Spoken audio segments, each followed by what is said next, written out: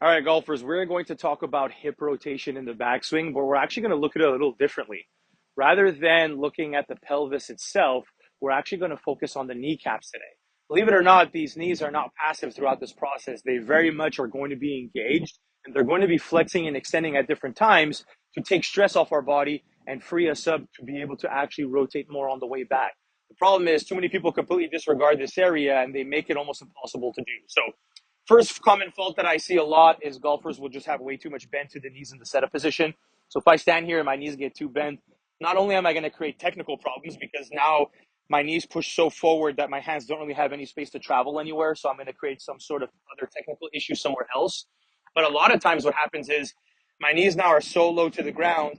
Not only am I going to create no room for me to actually flex and extend my knees, but if I try to rotate my hips with both knees very, very bent low to the ground, I'm going to feel a lot of pressure in this area. I'm going to feel a lot of pressure in my lower back. And it's human nature to try to avoid injury, right? We instinctively want to take as little pressure on our body as possible. So the problem is, if we try to do something and it's really stressful on us and we feel the tension and it hurts, well, instinctively, we're just not going to do it.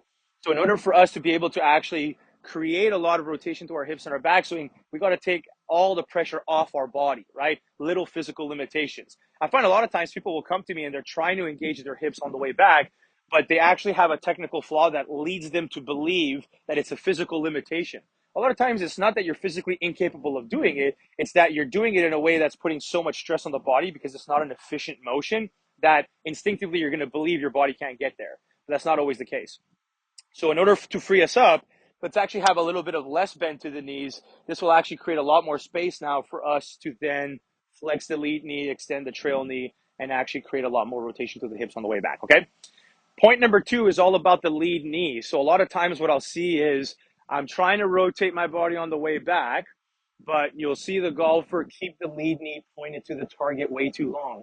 And you can actually experiment with me doing this and just try to rotate your hips without allowing this knee to work inside. What you're going to notice is when this lead knee stays external, it tends to keep the lead hip very external. So the problem is now I just don't have the ability to rotate my body this way when the lead side's trying to force me to stay out on that direction. So now I end up creating either too much stress on the body again, because there's too much of a separation between these two pieces, or what's going to happen is I just instinctively won't turn because my body is not allowing me to get there. So a main contributor of actually allowing us the ability to rotate the hips in the backswing, allow this lead knee to not only flex, but to flex inside. Now, when it starts to work inwards, it pulls this lead hip in front of you, which facilitates then pulling the trail hip behind you, a major component to creating hip rotation in the backswing, but more specifically doing it where we're taking less stress on our body. We're actually freeing us up. There's less restriction, so it's going to be an injury-free movement. Lastly, you already know where I'm going to go with this. It's all about the trail knee, right? So we're trying to create rotation here. Now we established we don't want to have too much bend to the knees in our setup position. We established that we want this lead knee to flex and work in front of our body to pull this lead hip in front of us. Well, the trail leg now needs to get out of the way. How do we do this? We don't keep a lot of knee bend and just try to rotate like this because, again, it's going to put too much pressure on this area. We're not going to be able to do it. We want to relieve that pressure. We are extending the trail leg and pulling the trail hip behind us. So you have the lead knee working down and in front of you. You have the trail knee working up and behind you. The combination of these two is not only going to allow you the ability to rotate a lot more than you were expecting to do, but we're going to do it without restrictions or stress on the body, which is obviously a huge benefit, a huge bonus to this process. And so a little less bent to the knees in the setup.